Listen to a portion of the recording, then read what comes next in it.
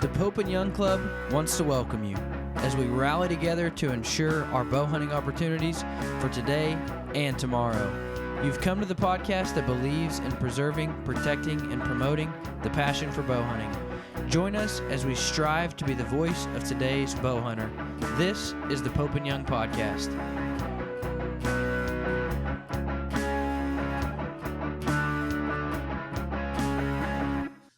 Hello, everybody. Welcome to the Pope and Young Podcast. Jason Roundsville here, joined as always by my co-host Dylan Ray. And we have straight from the Crush, we have Lee Lakosky with us today. Lee, welcome to the Pope and Young Podcast. It's great to be here. Thanks for having me. Yeah. So this is what we understand. You're just moving into a new place there. Yeah. And I got to throw some props out. You gave us a little video tour right before we started recording. and I don't even know if what stage you're at of moving in, but the first thing that you did was put the heads in the house. All right. I respect that because we moved our museum. I mean, it's like almost a year ago now, and we still have some of the heads from our museum that we haven't hung in our new office. So right. we need to get on the ball because clearly you've set the bar pretty high on that one. Yeah. Well, we have plenty left to go. I'll tell you that. Yeah. They won't all fit in here, but we'll get as many as we can and then have to figure out what we're going to do with the rest of them. Yeah. See, now I've got maybe too many to fit in my office, but not too many to fit in my house. Well, when you start getting, life-size brown bears and muskox and all your sheep and stuff like that, you tend to run out of room fast. Yes. Yeah. Now, have you gotten a polar bear yet? Nope. Okay. All right. That's the one. That's a tough one. I wish they'd just let you take them back. And yeah. It's that one. We have one of those, a life size in our office. And that one is just so neat. We actually took it last year. We took it to Reno just to have it. It's not even a world record. It's just so cool that that we took it anyway. I know it. My buddy Tom, he had hunts booked for it, and then when they closed that down, he never ended up going. He was just like a year too late, and you just figured that maybe they'd open that again, to bring them back in. But until they do, it's going to be, it's going to be tough for people that want to go do it. Yeah. Maybe just need to buy Canada. Yeah, from what I understand, there's quite a few hunting lodges in Canada that have like multiple polar bears. I'm sure. I'm sure they're just waiting for I'll tell you what, they're probably as excited as the hunters for that to open back up so they can get a little more space. I know it. I know a few people that have cabins up there, houses up there, and I was like, yeah, maybe I should just go do it and get it, keep it up there. But I don't know. It's just that whole thing's kind of a mess. Yeah. Well, since you don't have enough room in this house, you could always expand internationally. Right. So now where's home for you? Keosauqua, Iowa. Now we're in Salem for, since we moved down here, and we just sold that house over there and moved over here where where Tiffany's mom lived. And it's just like 20 miles away, but then we just built our new house over here a little bit closer to the rest of our farms. Nice. And so for hunting season, where's your favorite place to hunt? Is it local or? Yeah. I mean, it's hard to say. People always ask it, and it's like, what's your favorite hunt? And it's like, well, whichever one you're on is about it. But I love like mule deer is like my favorite, and elk and all the Western stuff. But if I had to pick one, it would just be hunting home in Iowa for whitetails. I think you think that it's almost, you get more excited about those Western hunts because you can't do them every day when you live here and you're here all the time. You're looking at deer all the time. You just, you get a little bit, you take it for granted. But if it wasn't here, if I was living someplace else, I'd be looking forward to whitetails more than anything. So it's whitetails at home for sure. Nice. And so when you and Tiffany are getting ready for a hunt, is there a little competition there? No, actually, it's funny. Okay. People ask that all the time, and it's really not. I mean, I always, I'm always like super pumped for her and she's pumped for me. And, it's never really been like that. I can't even think of one situation where, any kind of competition, I'm always rooting for her and she's always rooting for me. And it's kind of different between us that way. And maybe it's because she never hunted when we met and I just got her into it. So I was always so excited and helping her and wanted her to get out hunting and stuff. And it's just kind of always stayed that way. Yeah, no, that's outstanding. And so now you got, your lifelong hunting partner. You ever think, have you ever had an opportunity where you're like, gosh, that's a pretty big trophy. Maybe I shouldn't have got her quite this into hunting. No. Okay. No, it's sometimes I hear, we have some big deer. And a lot of times it's like when we have big ones, it's like, I'm always seem to be going after them. And I was like, I should really put Tiffany on some of those, but, we do have a real big one this year, and I might say, all right, you go after the best one that we have. It's kind of my plan. Cause I don't know if it'll be 200, but he's close if he's not. And she hasn't shot at 200 yet. And I've got several. So I think it's her turn to step it up. Yeah. Yeah. It's, yeah. You hear that all the time. Like, oh, I've got a 200, but you've legitimately got like officially measured, entered 200-inch whitetails, which that's when all of a sudden I said, yes, that's real. I was at Boone and Crockett a couple of weeks ago in, my home state's Oregon. And there was a guy there and he shot it grows like 184 or something blacktail, which just, wow, it just doesn't happen. I mean, I've never seen anything even remotely close to that. And if he hadn't had a legitimate Boone and Crockett score sheet right behind him, I would, it was like netted 174. And I'm just like, that's just crazy. Wow. So it's nice. When you see his name for a good blacktail spot. Yeah. He's and you know what? The neat thing, he got it with a longbow and just the coolest guy. I mean, he was so gracious. He actually won our Glenn St. Charles Award at the Boone and Crockett convention. So awesome. Yeah, just a great guy, super nice guy. So whitetails, if you had to pick one, it sounds like it'd be whitetails. Yeah, that was kind of, when I grew up, growing up in Minnesota, that's, whitetails are available pretty much to everyone, across the country, or most hunters anyway. So, that's kind of what most people grew up doing, including myself. I never dreamt that I'd ever be able to go, brown bear hunting and do all the things that I have, but still your roots are still pretty much based in whitetail hunting. When I was a kid, that was king, and still even in, I think around most hunting, whitetail is king, for what people want to see on TV even, and still my favorite thing. And, it's a long season, and you got, we live right here where we've got our farms, and, you've got 3.5 months, 90 days of deer hunting every day. You go elk hunting, I got a 5-day or 7-day hunt here or there. Yep. So it's, it's probably what I look forward to most and work all year on the whitetail stuff. I mean, we're doing food plots, and every single day I get up, I think about deer, I'm doing something here for them. So for me, whitetail is king. I think like most people, it's most available and stuff. But even though that's what makes the other hunts, I think for me, it makes them so much more, it makes them so special because you don't get to do them every day. You're not around it. So almost sometimes it seems like I'm more excited to get out west and mule deer hunt and stuff. But if I didn't have the whitetail stuff, it would, you would definitely miss it. It's for sure our favorites. So hear me out. And I think guys like Jason don't understand this, but I'm from Kansas. So I spend my entire year focusing on my whitetails as well. And guys from out west, they don't wrap their heads around like this deer hunt is an entire year process for me.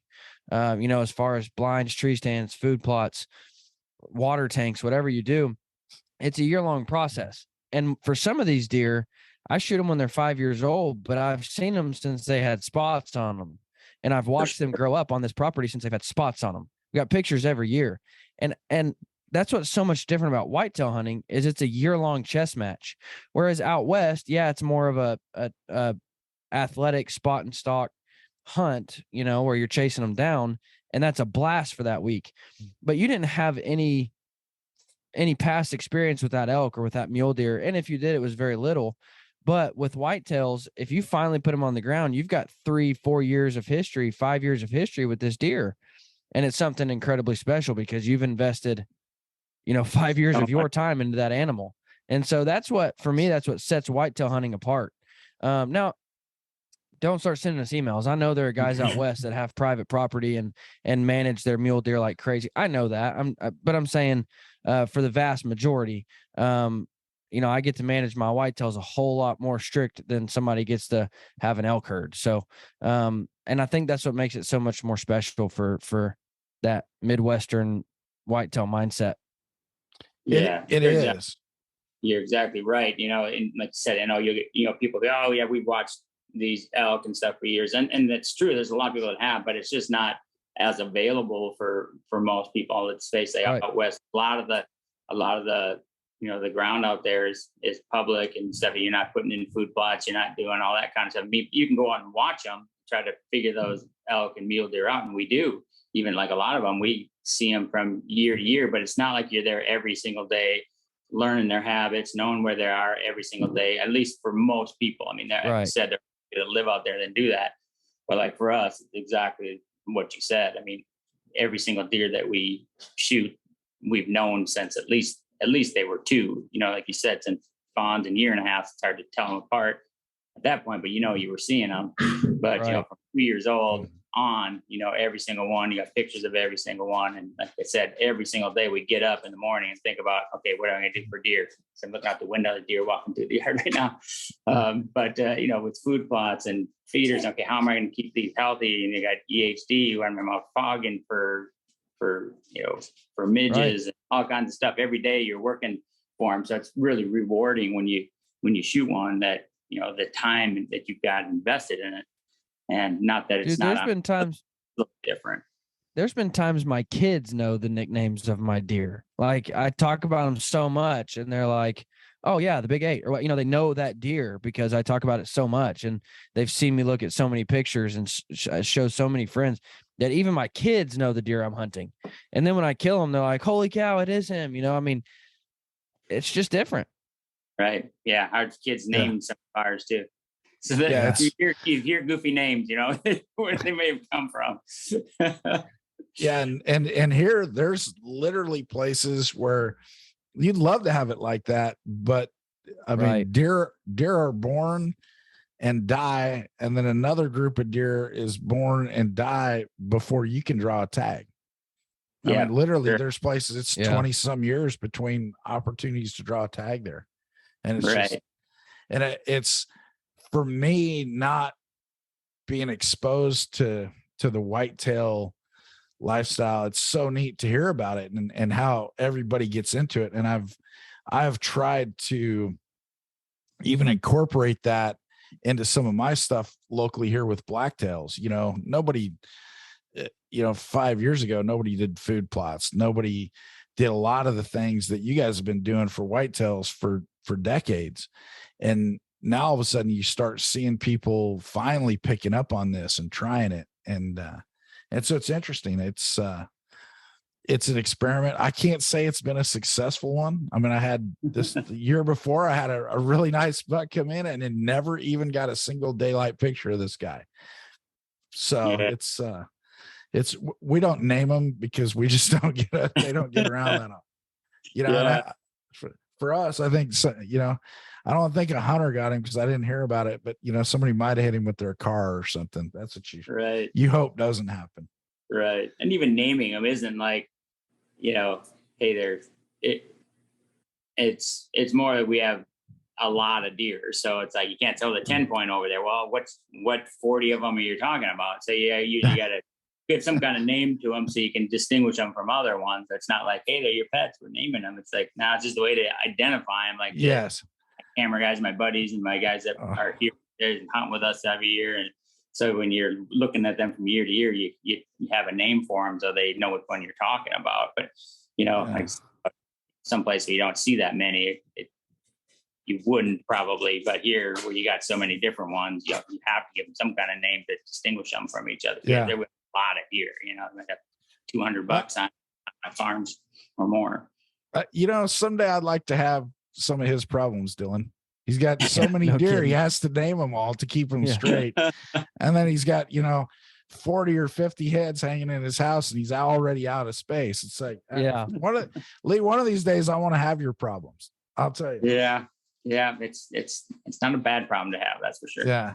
One of the things, it's interesting to me because being in the outdoor industry for a long time, get to meet a lot of folks, and Dylan will come to me and he'll be like, "Oh, we've got so-and-so coming on," or gee, I'm like, "Oh, we've got Michael Waddell coming on." He's like, "Who's that? Never heard of the guy." Yeah. But, with you guys, with you and Tiffany and the Crush, that's been around a long time. And that, I think, has even gotten beyond, just kind of the whitetail community or whatnot into more mainstream, I think. How long have you guys been doing the show? Well, I think next year will be our 20th season, which is crazy to think. It just seems like it was yesterday, but it's just 20 years already. It's like, where did time go?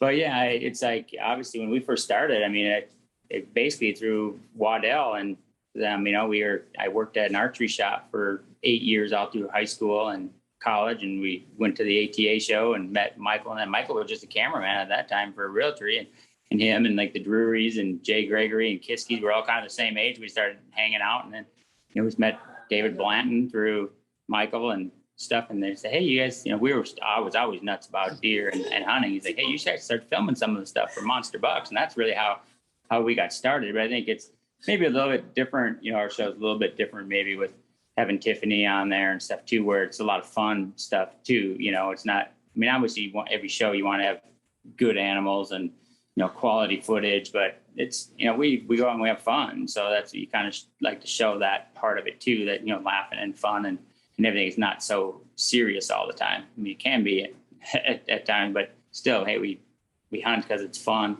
And so we like to show that part too.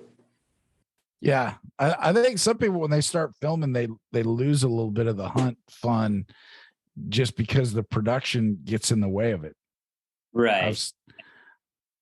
I've seen people that all the time too. Is like, is ever, you ever just want to, hunt without a cameraman, or is it, how much pressure do you have on us? I don't put any pressure on myself. I know that we can always get enough shows. I'd never shoot something just to make a TV show. You hear that too. Well, it was the last day, so I need to make a show. It's like, hey, not me. I have, real expensive elk tags that I've got that I could have shot 1,000 elk in 3 years, almost in 3 out of the last 4 years. I didn't even shoot one there. And not that you could shoot one every 20 minutes, but it's like, I just didn't find one big enough, or the one that I thought was old enough and stuff. And it's like, it's very expensive. It's like, I take killing something pretty seriously. And if it's not something I'm proud of, or I don't think it's old enough, I don't think it's right for the management of that farm or place, even though they're not mine, we'll hunt something else, and we'll come up with the episodes. But I never put any pressure on us to shoot something. We've never had a problem of making the 20 episodes or 15 now, or however many we want to do. And so we've always kept it fun, no pressure on us. Just go hunt the way you would if we weren't filming. Yeah. So I've just done it a couple of times. I always put I do the pressure the other way. I put the pressure on whoever's running the camera. Say, you better be on them, because I ain't holding my shot for you. It's like, It's I never had that problem. Yeah, if I can let an arrow loose, or maybe even the occasional bullet, it's going. So you better be on that thing. So. Yeah, I'm the opposite. Everybody, our camera guys always give me flack about it, because it's even like managing your own farm. That all translates to everywhere that we hunt. Even though they're not mine, I just want to manage them the way I would mine. And so many times I've had camera guys. They want to lay down a great kill as much as you want to shoot one. So they're always excited when they think, okay, we're kind of pinning a deer down or whatever it is. And there's so many times that I'll finally get the one out that I want. And I'm just looking at them like, I don't know, let's get some footage of them. I'm not sure. Maybe I should leave them another year. And like, no, we've been hunting for 20 days.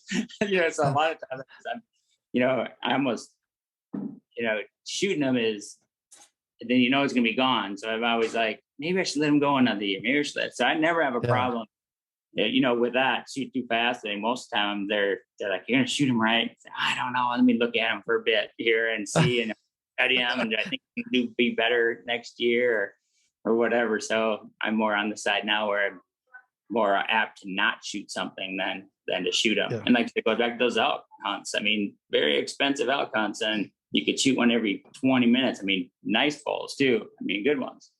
And you're just like, it's not, I don't know, I don't think he's old enough, and maybe that one has potential for next year. So like that, even though they're not my places, I may never even hunt there again. I still, hunt them like they're mine. So I'm not always pulling the trigger. Certainly never fast. Yeah.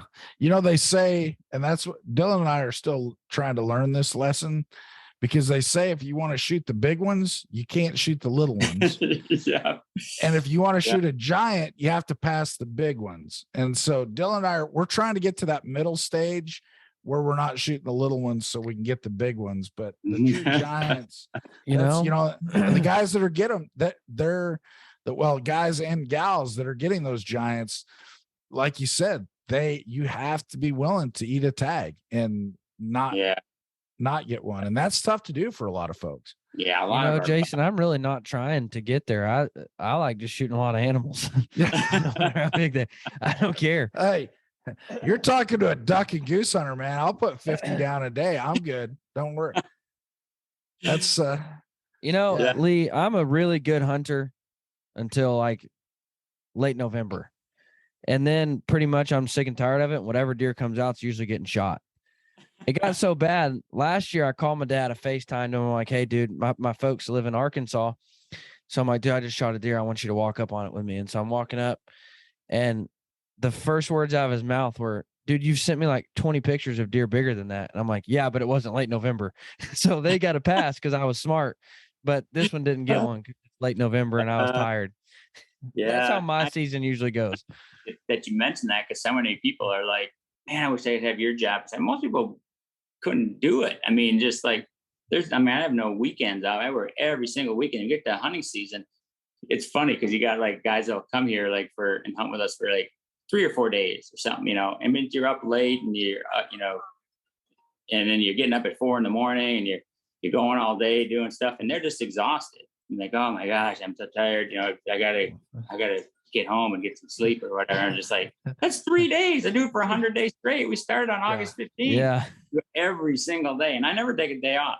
Even here, even after I take it, I'm always up. I'm always out sitting someplace, even just looking, because I just love it. But I just, it's not for everybody. Everybody can't do it. I'm used to not sleeping. I mean, I went right from college, where I never wanted to, miss out on going out and having fun. So, but then I started to come home at 2 a.m. and study and do stuff. I never slept much. And so it doesn't bother me so much now, but I tell you, it's a lot of work. I mean, it doesn't have to be. I could hunt 1 day a week if I wanted to, but I never do. I go every day. Same thing with working here on the farms. There's no weekends off, and we're working every day. Get up like now at 4:30, and it starts getting light at like 5:45 now. I look through all my trail camera pictures until it starts getting light, and I go run, and then go get in a tractor. So that's kind of my routine now. And then last night at midnight, I was still fletching arrows, and like, man, sneaking up on us hunting season here. I leave in just over 2 weeks, and I got to get arrows fletched. I haven't even gotten hunting clothes out. I haven't even thought about hunting stuff yet. So, it's constant stuff, especially when you get a couple of farms, there's just so much work to do on them all the time. Yeah. What is your first hunt? What do you got up first for the year? Utah mule deer. Very cool. 21st, I think opens on the 21st for that Saturday. Okay. Yep. That's we're going to leave to go out there like on the 15th and go scout and look for give myself a few days to try to find one, to spot one anyway, and before it opens. So I'll be that weekend. I'll be down in California chasing mule deer. I drew an archery tag down there. So really, Never really hit hoping, a mule deer, near elk and stuff, but I'm sure they got big ones too, though. yeah, I had this tag a few years ago, and I saw one big one just kind of zooming up this goat trail, and everybody's like, why would you possibly go up there? And I was like, because it's a great place to glass, and the big ones hang out where nobody goes. Yeah. And then coming back down, 4 hours later, there's one right there. And it's like, boy, that's one we've been looking for, as he bounds off into the timbers. Yeah. So it's looking forward to it. I got a good buddy down there that's gonna hopefully get a little time off of farming to hang out with me for a few days. So what part of California is that? Northeastern, just not too far actually, out of Reno, Nevada. Okay. Yeah. There should be some good mule deer around there, you think? Yeah. And then I'll tell you what, the biggest elk I've ever seen in my life was up in Modoc, California. And it was just, they have some giant elk there. I mean, that thing walked out at, about 90 yards, and, here's a whole herd of elk crossing the road in front of us. And this guy walked out all majestic, just like that scene out of Bambi. And he comes out and he turns his head, and you're just like jaw dropped. And you're like, holy smokes, what does that thing eat? Mule deer? It was just, I mean, how come you didn't shoot him? Yeah, I didn't have a tag. Okay. So I was with my buddy, and he had a tag, and I'm just like, that's the bull we're chasing for the next week. And we did. We called him the Growler, and never got in. You could hear him. We just never could get in a position for a shot. But that's probably the only bull that in my life I would truly believe was a 400-inch bull. It was just, yeah. So, so what's after? So you're going Utah for mule deer. You got some elk hunts planned this fall, or what? Yeah, no, I'll go from there. I'll probably stop down in Colorado and antelope hunt. Tiffany, I just love hunting antelope just because it's fun. It's a little less pressure, and we don't really. We might sit on a water hole here or there, but most of the time we're spotting and stalking. And to me, I think, for people who haven't done it, that's probably the best practice that you'll ever get for like mule deer hunting and stuff. If you spot and stalk antelope, and kill them, you can spot and stalk anything. It's usually wide open and stuff. So we just practice and practice and practice, and we do just a ton of spot and stalking on them, and we always get them too, but it just it helps so much. Helps me getting in that stalking mode and crawling and all that kind of stuff. And you just realize if you're going to stalk something, you got to have patience. Most people try to move too fast and try to get there too fast, and sometimes it take you all day. So you really learn how to successfully stalk on antelope. And if you blow one, there's a ton of them, but like on mule deer, you might get your big one, get them pinned in a spot, bedded down maybe once, so you want to do it right that first time. So the antelope, you usually don't go mule deer hunting where you can get 10 stalks in a day, or you blow them. But antelope are so hard to stalk because it's so open. So we love doing that. And so we'll go to Colorado to antelope hunt. And then I'll probably run to Alberta and maybe either whitetail or mule deer hunt for a few days. And then we are going to go to Montana for elk, and then I'll swing back over to Utah for elk, and then back to Colorado for elk. And hopefully that'll be a successful August and September, and then get back by around October 1st or somewhere in October, depending on how those hunts go, and get after whitetails. Nice. See, now when you listen to that, my fall doesn't sound near as busy, Dylan. Yeah, no kidding. Do you ever spot and stalk whitetails? No. Mostly because I don't have to, number one. I mean, not that we haven't. I mean, sometimes we've seen them like bedded with a doe out in the CRP field or something, and we have her in a cornfield. But most of the time I don't have to. And I just don't want to bump them around. Like a mule deer, it's the only chance you got. But for us, I pretty much and I pretty much can tell you right now, basically the deer we're going to shoot, and tell you where I'm going to shoot them. and I'll be about 90% correct every year, and do it for probably 3 or 4, even more deer. Where you're going to shoot them, because like you said, it's you watch these deer for so many years. Most of them are going to be at least 5, and try to get them to 6 and 7. But you just learn their habits, and every deer's got different personality, just like people or dogs or anything. And you kind of learn their personalities. The ones that are super regular, they've always been regular. They're always in the same spot. As they get older, they get even smaller and smaller areas. I mean, you can pick the field you're going to shoot them on, basically. So then it just comes down. I got a couple stands for different winds. When I start saying, okay, I'm going to hunt that deer this year, I just make sure before I leave here in 2 weeks that I have stands for every single wind. Or I might pop home, or I got some of my guys here that can go move some stands for me or something. But I like to make sure I have a stand for every wind that you can have for those deer. And so when I get home and I got those ones that are regular, that doesn't matter what the wind is, you're going to be able to hunt them and hopefully get them right away. In the first 10 days of October, they're doing the same thing they've been doing all summer and everything before they start kind of getting off their summer patterns. Within that first 10 days, now if we have a big one, you normally shoot them within those 10 days. But then you got some that are just nomadic, there's no rhyme or reason to them. They're hard to figure out. And those are the fun ones, like a deer called Wednesday. He was like that and shoot until he was 7, but I'm glad I didn't, because he was like 180 inch. I mean, a big 9-point, 180 inch for at 4, 5, and 6. And so like at 6, we figured, well, he's just going to be at 9-point, but I got 3, he was a 10 and with some stickers. So I always thought that he'd throw that 4 up and do something more, but he never did. He just kept that being a 9-point. He had a couple of stickers, but he was huge. I mean, big frame, big mass, I think. So then finally at 6, I said, we should just go hunt him. And I could have shot him one time and I didn't. It was right before gun season. I thought I'd let my buddy maybe try to hunt him. And then, like I said, he was just so irregular. You'd get pictures of him maybe once a week, but never in the same spot, never in the same time. He's one of those that just, you can never really figure out. And I'm glad I did, because I didn't, at 7, he just blew up. He threw stickers out, a big flyer off the back and side-by-side 3s and everything. And, so then I hunted him hard, and then it took me till almost November. I think I shot him like on Halloween or something like that, but he went from like 180 inch to a 211.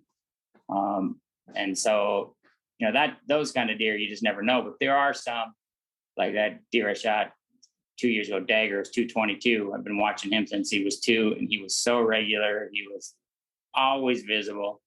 Same place, same time, same everything. You knew the first day, went out and shot him the first day.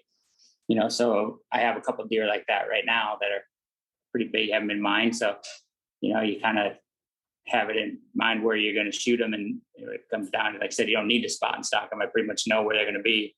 And whitetails are so skittish that, you try stalking them, you start bumping them around, and pretty soon your neighbors has them shot and they're not comfortable in your spot anymore. So we just kind of leave them be and try to be as inconspicuous as possible when it comes to deer. We just don't have that luxury to hunt 100 days for a deer. And out west, at least not for me. People who live out there can be a lot more, spend a lot more time and be a lot more cautious with them. But when we go out there, you have a week or 5 days or something, you got to be pretty aggressive on one when you see one. Yeah, that's if you ever need anybody to come shoot your small 160s, 170s, you can call me, Jason, or Michael Waddell. We'll come take care of the small ones for you. Yeah, we'll just call out those little ones for you. Yeah, all those 180s that are beneath you, we'll come shoot. Yeah, I'm just, I think we should. 180 that's beneath anyone. Yeah, no. Yeah, we'll it's kind of like, with Lee or like Jim Willems, we'll just take their leftovers. It's like, that's not the one I want. And you're just like, yes, that's the one I want. I will take it. Yeah. I'm sure you got a pretty good list lined up for people taking your leftovers there. Yeah. Well, the nice thing about Iowa is it takes so long to draw here. It's gotten so popular for archery. So like all my buddies, I don't let anybody, gun hunt or muzzleloader hunt, other than like my partner, Tom, gun hunts, and he ruined his shoulder. That surgery's on. He can't pull a bow. He crossbow hunts some down at our Illinois farm, but so he mostly just shotgun hunts, and him and his wife. So I just leave gun and muzzleloader is to him. So him and any buddies that might draw of his. But so for me, you got your buddies putting in, but it takes like 5 years to draw. So it works out really good because I never like having to, you don't want to have, I got 10 people. I mean, I like having maybe one person here at a time, so it might have like 2 people drawing a year, but at least I can stagger them around because you want to have all your focus on that one person. So normally here I got, 1 or 2 people that draw and they're friends, and it's perfect because I'll always have a good mature bucket. A lot of times it doesn't matter what it scores, but they'll normally be, 60s or 70s but something that's going to be 6, 7, 8 years old. And they're hard to tell them, even all the people that come, but really I bet you 50% of the people that come here don't shoot one, or at least it used to be. Now, recently they've been more successful even with a bow.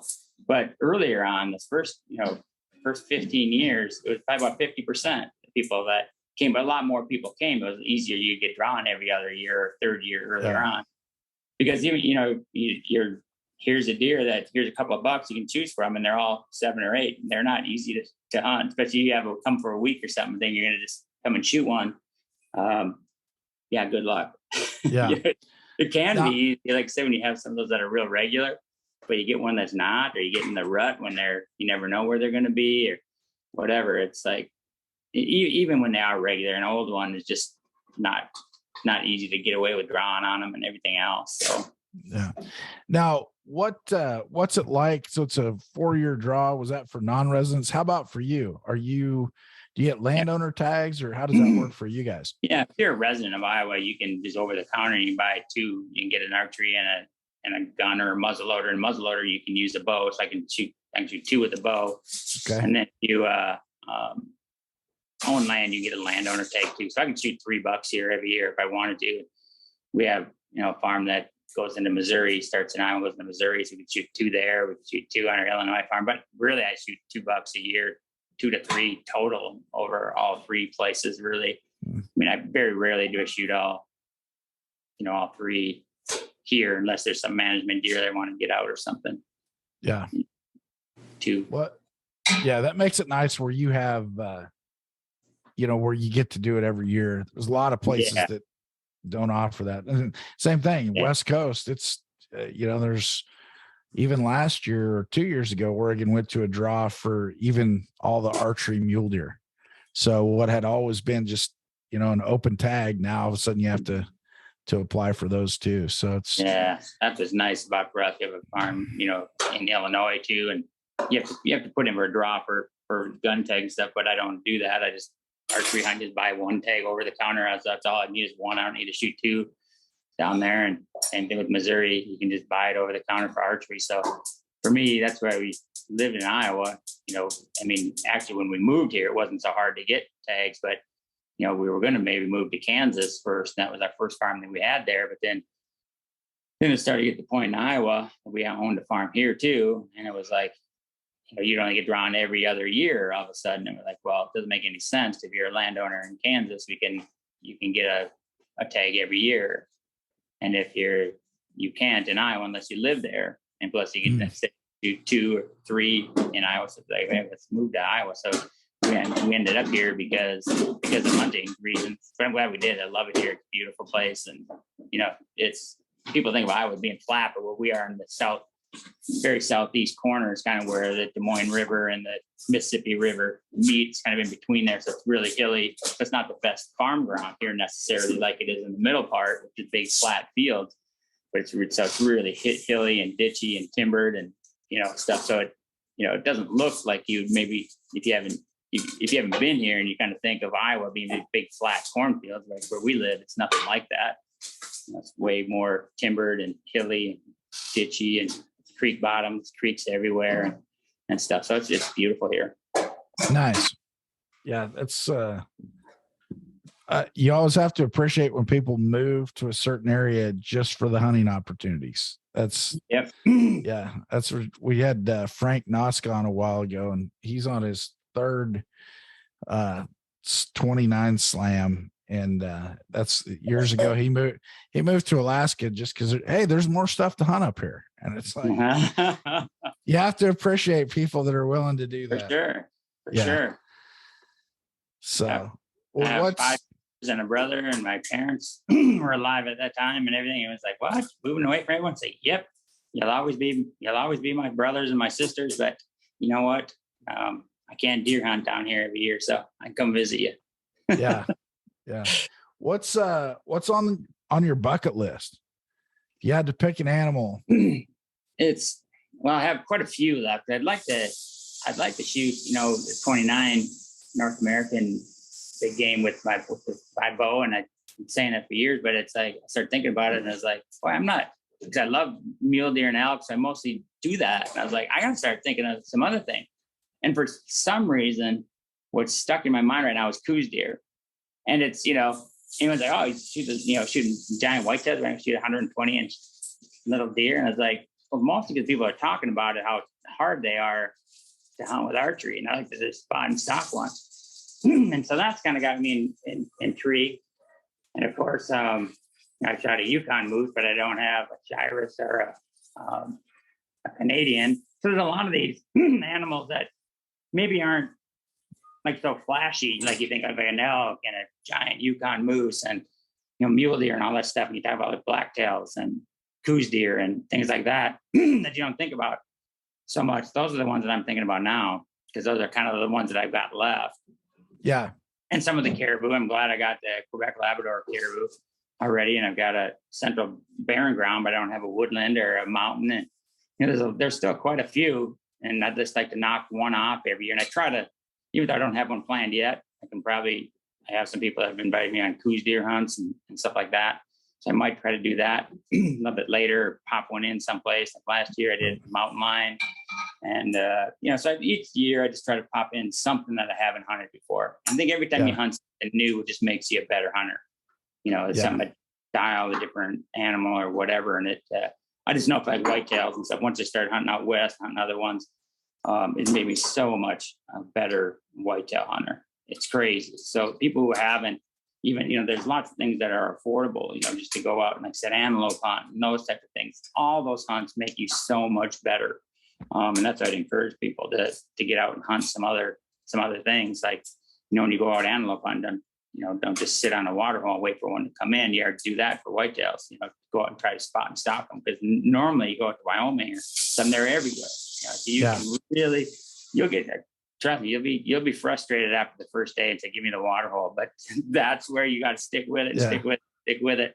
And even if you don't shoot one, you will be amazed at how much better of a hunter you become at everything you hunt. Yeah. That's good. Well, Lee, one question we ask every guest that we have on the show, and we've got some great answers through the times, is what is one, when you find yourself, whether you're in a tree for whitetail or on the mountain for elk, what is one maybe non-traditional item that you like to have along with you on a hunt? Maybe my wife. I don't know. Hey, now that's a pretty good answer. Holy smokes. That's not just because she's standing here making breakfast. I'm telling you right now, Dylan, I think we have a winner. We have and that, I'm telling you, that is true too, because there's times now that we have our kids, like I could go to Alberta or something, and our kids aren't vaccinated. We don't plan on vaccinating. So it's like, well, we can't go up there. Tiffany's not going to go up there and leave our kids here. We take them everywhere. And so I've gone and done something by myself since we've had kids. I mean, Tiffany and I would go everywhere together, but since her mom passed away, we didn't have a built-in babysitter. It's just harder to go places that you can bring your kid with, some of those, especially the remote hunts and sheep hunts and that kind of stuff.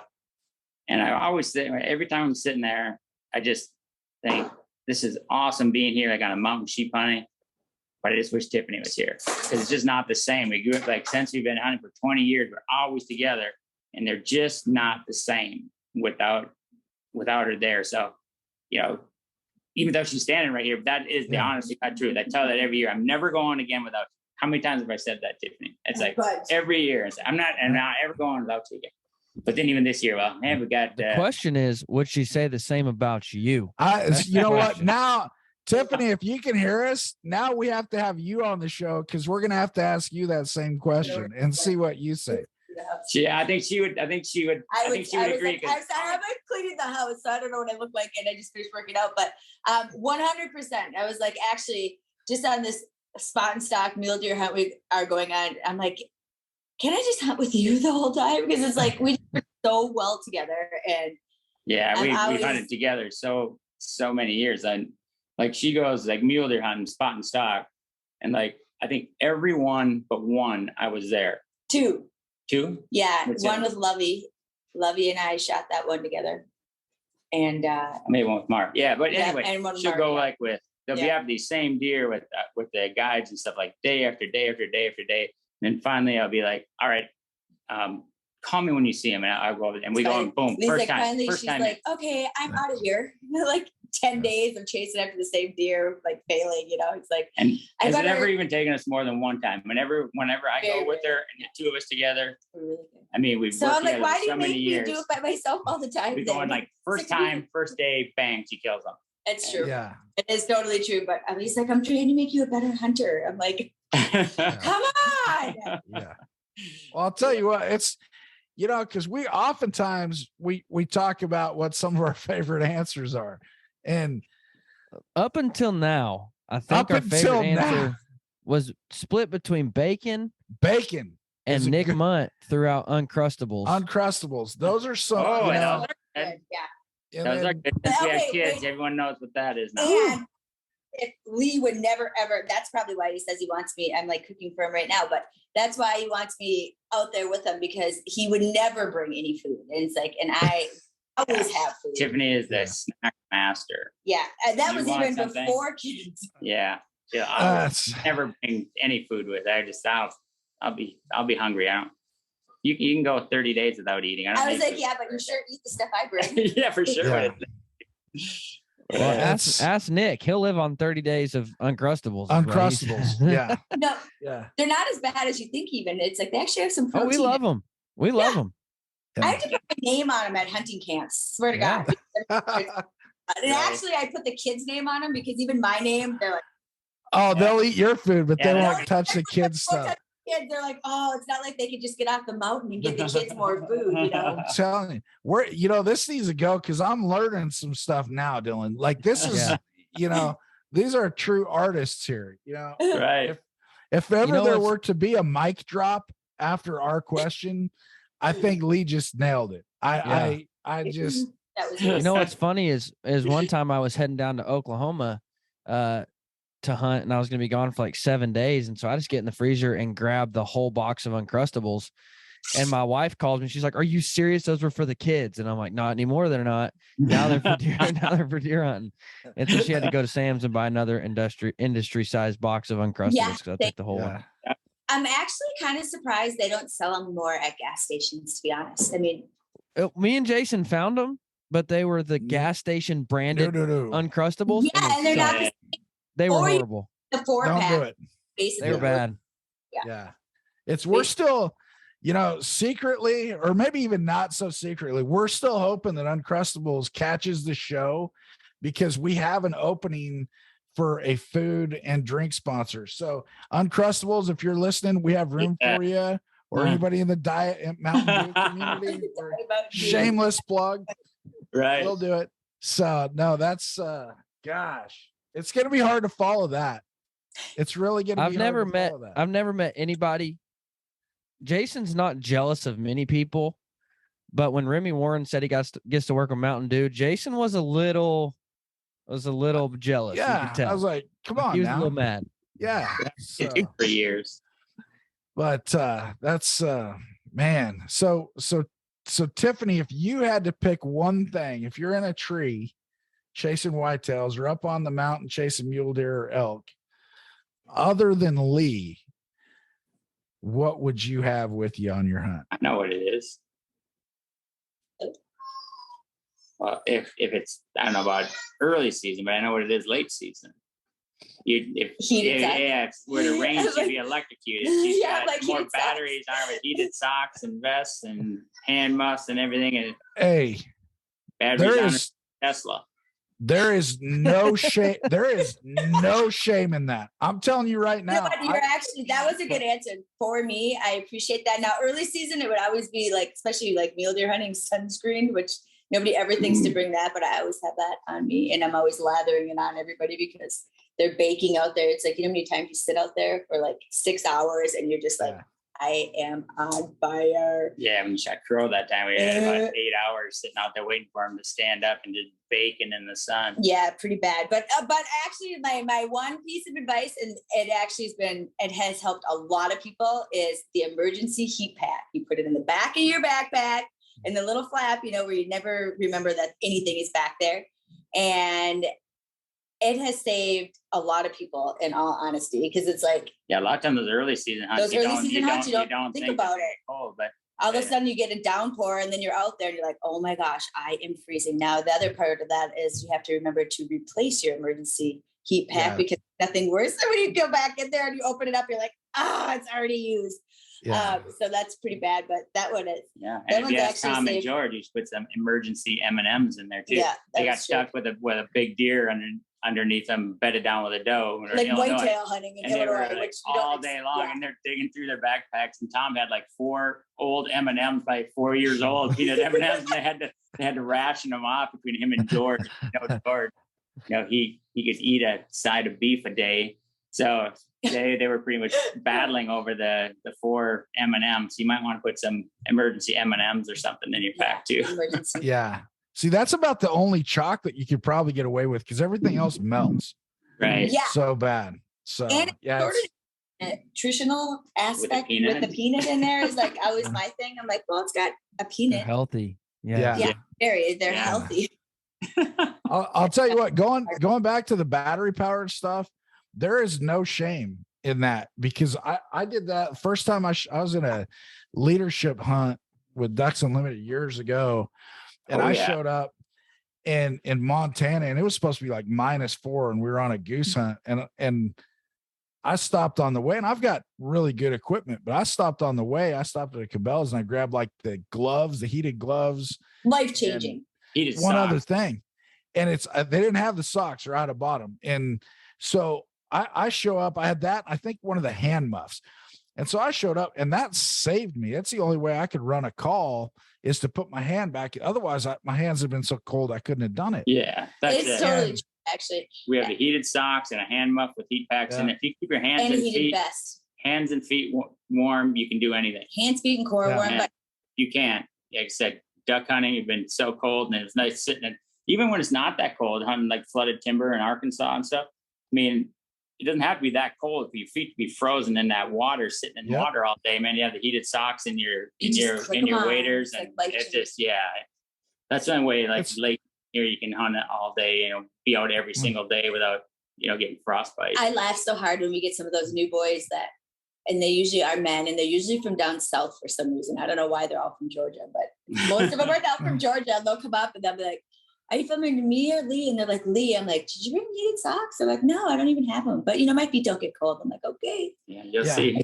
I'm like, good luck. And then, they come in that day and they're like, can I borrow your extra small heated socks? I'm like, yeah, that's a game changer for a lot of people. I mean, it makes it enjoyable. I mean, even for myself, to be honest, like, it's like, I love hunting, but I'm not like Lee. If it's 45 below out and I'm out there and I know I'm going to freeze and not be happy and comfortable out there, I'm like, yeah, I'm probably not going to go out. But it's like, if I could turn my socks on for a few hours and, have your heat muffin stuff and still be out there enjoying it, it's like, yeah, heck yeah.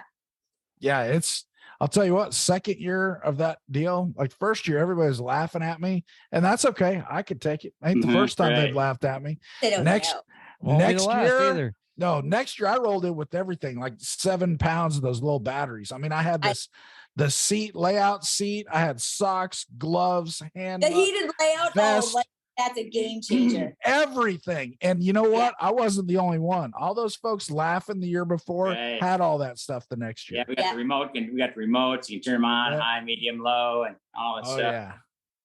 Yeah. So that's you I'm know, if you're out, make a heated dog platform just for them to sit on. You know what I mean? Well, someone has the heated pads that you sit on, so you can probably throw two of those in the bottom. Because of I mean, kennel. it's like, why would you think that they wouldn't want it? You know what I mean? You know they would.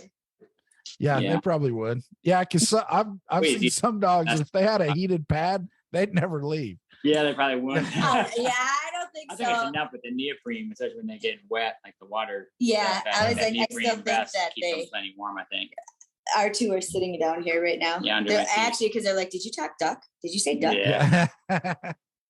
Yep, under our feet now. You know what? I'm the Pope and Young guy. I still have to work in the occasional duck hunting stuff whenever I get an opportunity. Yeah, I know. So, I love it too. So it's I appreciate it all, but that's I'm sorry, I hijacked your no. pop. Hey, that's okay. Thanks for joining us. We're team. Yeah, that's so great. I don't know, man. I don't know if I can go back to bacon being my favorite answer anymore. That's a hard one. I think that won. Yeah. Yeah. Yeah, he likes so. Yeah, because most people, it's probably not their wives. You married the right person when that's your answer. When your answer is, I go hunting to get away from my wife, you probably made the wrong decision, maybe. Yeah. Or you maybe made a poor choice. It's so sweet. And you know what? We've been married, 18 years now? 19? 20. No, Well, it's going to be 20. I'm like, it's not 20. Next year, so 19. Holy Wait. cow. Hey, Tiffany, I'm telling you right now, even if he got that wrong, he gets a pass after the answer earlier. That's Just true. so, because that's a test. It's like, how long have we been married now? That is always a test. Well, it's 2003 when we got married, so it's like okay. Next year, so it's almost another few months it'll be 20 years. And that's yeah, it's so easy to remember. And we just built a house together. It's like, oh my gosh, we haven't even killed each other. Yeah, we haven't killed each other. Did that? That's awesome. Last year I forgot my anniversary, and I still haven't heard the end of it. That's nice for ours. Ours is in August, and we're always together mule deer hunting. So, I mean, there's certainly things that I'll be like, he's going to pay for that one. I won't say it out loud, but I'm like, that one's Yeah. Like the new couch shows up. Yeah. Well, now he's got to get out of jail free. He's like, remember that time we were on the Pope and Young podcast, and I said I'd pick you over bacon. That's or anything else. Yeah. So that's Make sure you let us, because she brings bacon with her, so he gets. Yeah, bacon she was probably her. cooking bacon at the time. I am actually. I told you. Oh, there you go. That's right. Yeah, when it comes to hunting, I'm not food orientated at all. So food doesn't entice me. I never bring any food out with me. And you hunt better when you're hungry, right? And that way you can just sit back and. I'm not sure that I subscribe to that one. But, I know Tiffany doesn't, but I more because I might go to bed at midnight and get up in the morning. Do I get up 20 minutes early and make a lunch? Or do I just pop in the shower and get out? That's why you get that lunch uncrustables. Yeah, that's right. It's a hunting movement. It's not just uncrustables. It's not just for kids anymore. Okay, wait. Did you guys try the meat ones, the rollups? Oh, they're not great. I didn't like them much. They're not atrocious, but they're not like great. I mean, I wouldn't. They're not like the peanut butter and jelly. No. Yeah. No. Yeah. So we're gonna stick with the official snack for our podcast is gonna be PBJ Uncrustables. Yeah. I know we tried to deviate from it, and I'm just like, I've tried them twice, and I'm like, no go. Yeah. All right. Yeah. Okay, I'll get out of your space. Well, you guys. Yeah, thank you, Tiffany. Thanks for jumping on here. We appreciate you joining us. And Lee, wow, mic drop on that question. Dylan, we may have to change the question after that. I'm back to it's still, what time is it? I don't even know. 11 o'clock, and our kids haven't eaten breakfast yet. So I'm like, clearly we're failing here right now, or we're really living, and they're pretty self-sufficient. Yeah. So, well, hey, Lee, thank you so much for jumping on with this. Hope to see you out in Reno in April for convention. It's going to be a great time. Yeah, starting to get back to normal now again. We thought last year, it's like, okay, fine, we can go to SHOT Show and go to some of these. And then our whole family got COVID like the day before we were supposed to go. I was like, oh, great. So hopefully next year, we'll start all of them. Yeah. I think we're So going to go to the Western the Western Expo. I think we're going to go to this next year and stuff too. So we'll be able to and try to start getting out to more of those. But you miss it, man. You have so many friends and stuff that you look forward to seeing at all these shows. And now, you know, so many people I haven't seen in 3 years now. So yeah. And you still got time for those Quebec caribou and some of the other stuff. Our next book's coming out. We'll have it at convention there in Reno in April. So you have till the end of the year to get anything measured. You need to get in there. I know it. I have So a lot of stuff you should just send somebody. Yeah. I think what I'll have to do is just get somebody here. I mean, because my taxidermist is a good buddy of his is a official scorer. So he usually scores everything when it's in there. Yeah. But a lot of them before, I mean, we have a lot of stuff that hadn't been scored. And that was kind of a lot of the earlier stuff, especially. So I thought, one of these days I'll just get somebody to come over here and just measure everything that hasn't been entered and stuff, you know, and just do it all at one point. Like everything done at some point. Well, you let me know, and I'll send a scorer over, one for each of you, and they'll go through the whole house. So yeah, you might need a team of people, you know, taking heads down and putting heads back up, and it'll be like a finely tuned, choreographed, orchestrated dance. Dust your animals and clean them. Yeah. So you let us know, and we'll make that happen for you. All right, will do. All right. Thanks, Lee. Appreciate it. Yep. Thank you, guys. Great talking with you. Bye-bye. Thank you.